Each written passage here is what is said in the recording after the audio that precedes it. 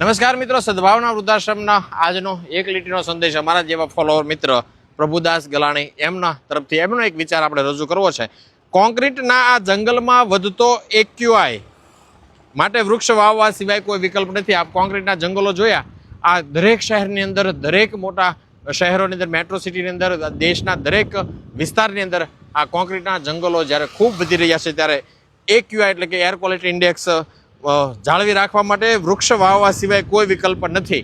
ત્યારે સદભાવના વૃદ્ધાશ્રમની આ સરાહનીય કામગીરીને અભિનંદન છે. ચાલો આપણે એક વૃક્ષ વાવીએ અને એ વૃક્ષ વાવીને ઉછેરવાની જવાબદારી સાથેનો સંકલ્પ કરીએ. અમારા પ્રભુદાસભાઈ ગલાણી એમ કે કોન્ક્રીટના જંગલો જ્યારે ઠેર ઠેર ખૂબ વિકાસ પામી રહ્યા છે ત્યારે એની સાથે સાથે આ વૃક્ષો પણ વિકાસ પામે, આ ધરતી નવપલ્લવિત બને, એ જ અભ્યર્થના સાથે આપણે પણ એક વૃક્ષ વાવી અને એને ઉછેરવાનો સંકલ્પ કરીએ. સદભાવના વૃદ્ધાશ્રમના આ ફેસબુક પેજને, ઇન્સ્ટાગ્રામ પેજને ફોલો કરી દેજો, યુટ્યુબ ઉપર સબસ્ક્રાઈબ કરી દેજો, વધુમાં વધુ લોકો સુધી આ વિડીયો પહોંચાડજો અને કોન્ક્રીટના જંગલની અંદર વસતા લોકો આ હરિયાળીનો લાભ લઈ શકે, એ જ ભાવના સાથે સદભાવના વૃદ્ધાશ્રમનો સમગ્ર ભારતભરમાં 150 કરોડ વૃક્ષો વાવીને ઉછેરવાનો સંકલ્પ સદભાવના વૃદ્ધાશ્રમ રાજકોટ.